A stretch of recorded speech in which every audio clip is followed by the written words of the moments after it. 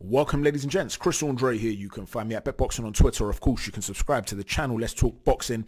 I've already uploaded one video tonight, so if you've not seen that yet, please check it out. It is a review of Danny Jacobs and John Ryder. We get technical on that and talk about the reasons that this particular fight went the way it went. Why did the trajectory swing from Jacobs to Ryder? We'll also talk about the controversial scorecard, of course, so check that video out.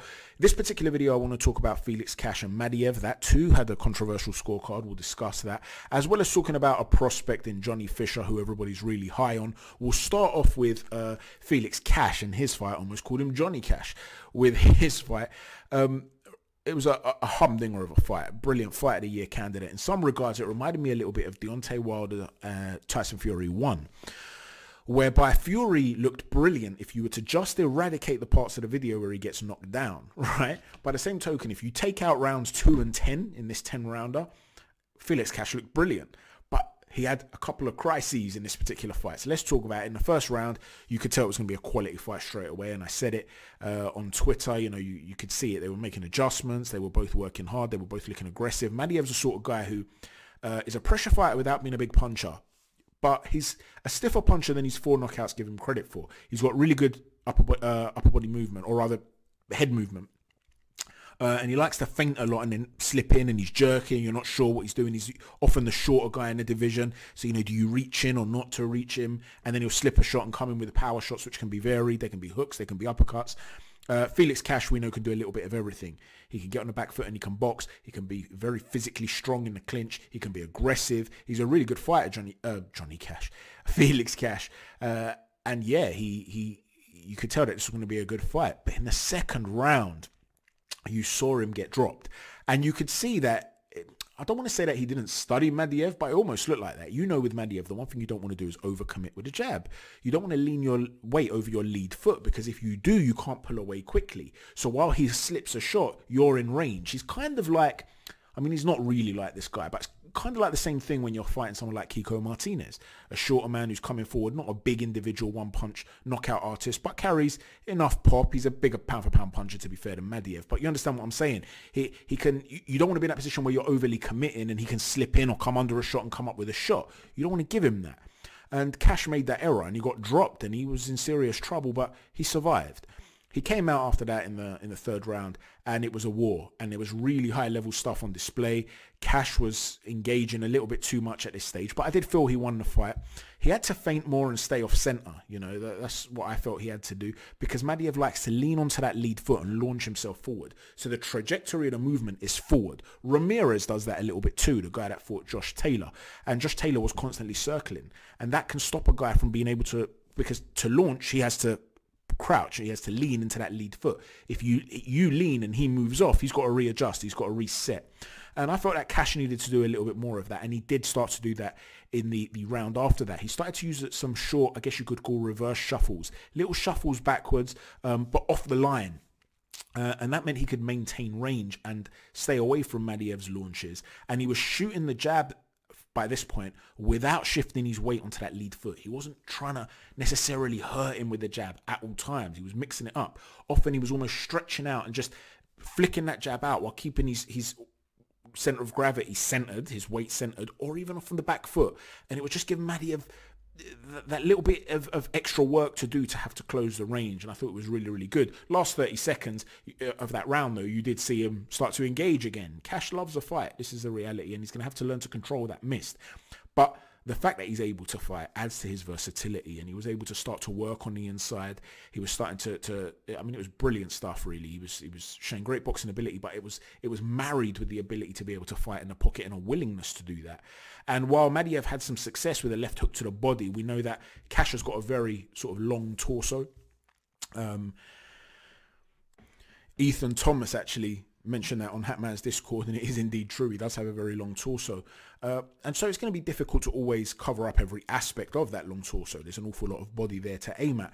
But while Felix Cash can stand sort of upright, which some people may see as a criticism, he does like to punch downwards from there if you're going to dip and dive and try and come in low, and his hand positioning is excellent.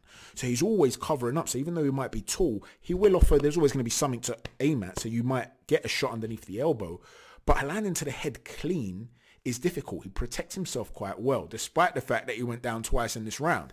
Madiev's a skilled fighter, right? And he can use your own weapons against you to land his shots. Now, whether a guy who's only had 4 knockouts should be knocking you down twice in one fight, that's a different story. But in terms of him landing really flush shots to the head, Cash wasn't really eating those shots consistently. He's quite good even when he's upright, up close, at being able to tie you up, use his physical strength. Very, very physically strong man. He's a big guy at the weight. Madiev's not particularly big. If anything, he's quite short at the weight. So maybe that discrepancy looked particularly prominent. But you saw with a Bentley fight as well, he's more than happy to get hands-on and really get physical with you. And he's a really good fighter, and you could see that adaptability. And the ability of him to outwork you. Okay, so you're talking about a physically strong guy that can work at a high tempo. He can get on the back foot and maintain range. If you're going to get close, he's going to be willing to go to war with you, and he's very active. So he's got quite heavy hands, and he's active with it. He lets go of his hands. So you're talking about a very versatile guy. This is the best word I can use for Johnny. Again, I was going to call him Johnny Cash. Got Johnny Cash on the brain. For Felix Cash, yeah, he's a very, very adaptable guy, and with his physicality and with everything, he's going to be a handful for absolutely anyone. We know he's been calling out Chris Eubank Jr., who did have a word or two to say about Felix Cash. We'll get to that later on. But the thing is, there was a crisis late on too, where he got knocked down again, and he seemed like he was in trouble. But what you saw is his ability to tie up. Even when he was buzzed, you saw that physical strength. He has the ability to survive because he can tie you up. And it's not an easy thing to master when you're dizzy and you're tired. You know, tying up is an art. A lot of people just think, oh yeah, I'm just going to grab someone. It doesn't work like that. People can slip out of it. You're sweaty or you're oily, whatever. It's not easy to get that grip, right? So it does require some sort of technical nous. It's not just let me grab a guy. So he's very good at that. But then he also had a point deducted. So all of a sudden you're thinking, wow. Now I actually did some poor maths in the heat of the action. I was excited on my feet. It was one of those fights. And I said at the end of the fight on Twitter, Fight of the Year candidate, Cash got the decision. Personally, I thought it was a draw. Then I did the maths and I thought, oh my word, what am I talking about? Somebody pointed out to me actually, how did you get that particular scorecard? I think it was Stefan. So shout out to Stefan. That's Stefan Hat, number 1. Yeah, the truth is, I just misjudged it. What I had was, apart from those 2 rounds, a 10-8 and a 10-7, I also had the 7th going to Madiev. Now, that was a swing round. That leaves me with Cash winning the fight 94-93. Now, a couple of people were saying, how can the judges possibly have Cash winning by 3 rounds? He didn't win by 3 rounds. He was winning by 3 points. You see, a lot of people have messed up the way they add up the rounds, so to speak. If you are 5 rounds up, I know that equates to 5 rounds, 10-8 and 10-7. It equates to 5 points rather, not 5 rounds. A lot of people are thinking 5 rounds in a 10-round fight. No, it's 5 points. But after those 2 rounds, there are another 8 points to go. So if you take 5 from those 8, it leaves over 3. So really, all those judges are saying is that Cash won every round except for the one he was knocked down in. Personally, I felt that he was also losing the 7th. Okay, so, but swing round. So I've got no problem with those scorecards. I actually didn't think the scorecards were controversial at all. Unlike the Ryder and Jacobs ones where, you know, I felt the wrong man got the decision, albeit in a competitive and fairly close fight. But yeah, Felix Cash, very adaptable, very dangerous man. I think he's going to be a really good addition. The middleweight division is in transition right now. Felix Cash will be looking at that and be thinking, you know what, Andrade's moving up. Canelo is no longer here. Chris Eubank Jr. is there, who he feels he had success against in sparring. He says that he used to beat him up all over the ring in sparring. Who knows whether that's true or not. But the point is, he's looking at this hole, this void, this chasm that has opened up. And he's going to think, you know what, there's a superstar waiting to be made here. And I'm going to want to try and move quickly. And listen, he's going to be a player in this division potentially. He looks like a really, really good fighter. Very, very versatile. Now, moving on to Johnny Fisher. Look, you have to understand first and foremost, when you're judging a guy like Johnny Fisher, a guy without much of an amateur pedigree, he's been working with Tibbs, who is a very, very popular fighter, massive support behind him. You have to use a different template when you're judging a guy. He's not going to be the finished article. He is going to look novice-y in some regards.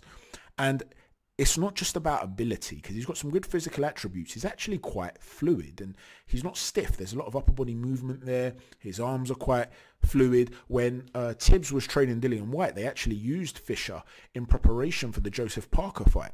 So they were using him in sparring in preparation for that because they knew he had some good athletic gifts.